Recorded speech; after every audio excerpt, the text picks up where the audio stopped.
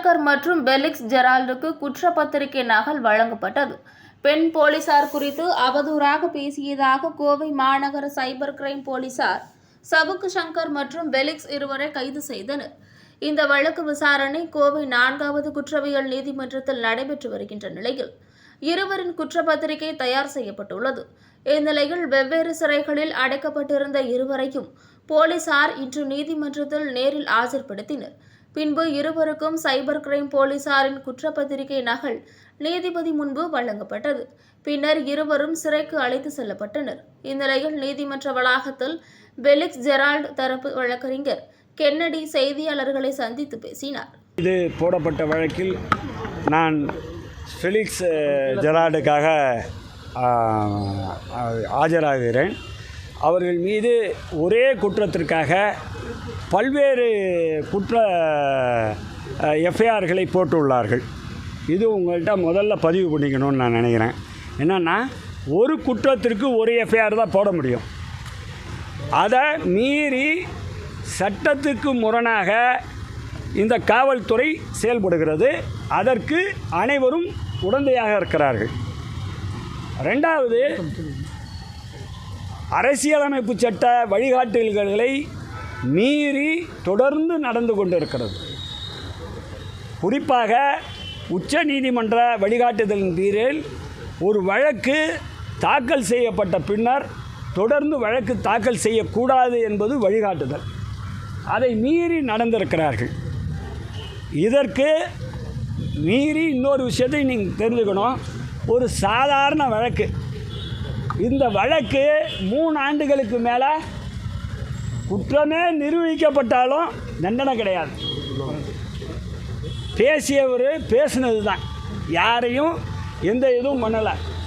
அடுத்தது, இவர் ஃபெலிக்ஸை பொறுத்த வரைக்கும் அவர் ஒரு ஒளிப்பதிவாளர். அவங்க நிறுவனம் அந்த பேட்டியை எடுத்து போடுது. அதை பேட்டியை எடுத்து போட்டவங்களெல்லாம் ஜெயிலுக்கு அனுப்புனா ஏகப்பட்ட பேரை ஜெயிலுக்கு அனுப்பலாம். டெய்லி அனுப்பணும், அப்படிலாம் செய்ய மாட்டாங்க. ஏன்னா அவங்களுக்கு காவல்துறை என்பது மிக மோசமாக தமிழகத்தில் நடந்து கொண்டு இருக்கிறது என்பதற்கு இது ஒரு உதாரணம். இது தமிழ்நாடு போலீஸ் ஸ்டேட்டாகவே மாறுது. தமிழ்நாடு ஸ்டேட் ஒரு திராவிடியன் மாடல் ஸ்டேட்டுன்றதுக்கு பதிலாக போலீஸ் ஸ்டேட்னு சொல்லலாம். அப்படி மாறிட்டு இருக்கிறதோட விளைவு இன்றைக்கி இந்த இதில் அவசரமாக குற்றப்பத்திரிகை தாக்கல் செய்திருக்கிறார்கள். வரவேற்கத்தக்கது. இதே போலவே அனைத்து வழக்குகளிலும் குற்றப்பத்திரிகை காவல்துறையினர் தாக்கல் செய்யணும். அதுதான் நல்லது. இன்றைக்கும் பார்த்திங்கன்னா 200-300 போலீஸ். எதுக்கு? பப்ளிக் மணியை இவ்வளோ வேஸ்ட் பண்ணுறாங்க. யார்? காவல்துறை பப்ளிக் மணியை இவ்வளோ வேஸ்ட் பண்ணுறாங்க.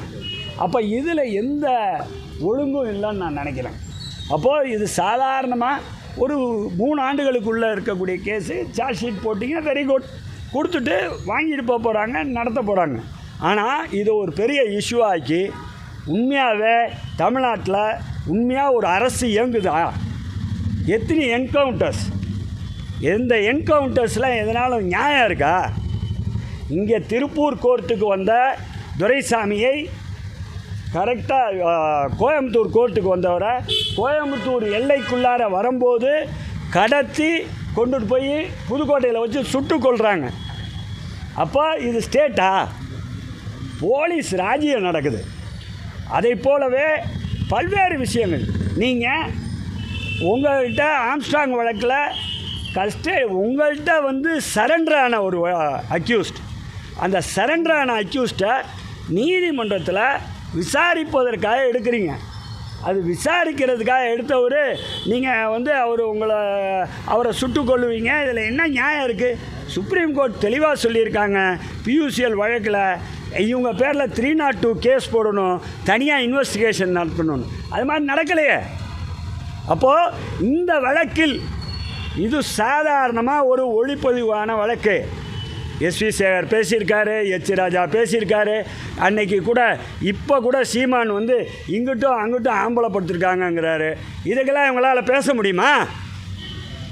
பேசுவாங்களா? எவ்வளோ காவல்துறை அத்துமீறல்கள் நடந்திருக்கிறதுன்னு பல விஷயம் சொல்லுவோம். இந்த காவல்துறையாக இல்லை, மிக மோசமாக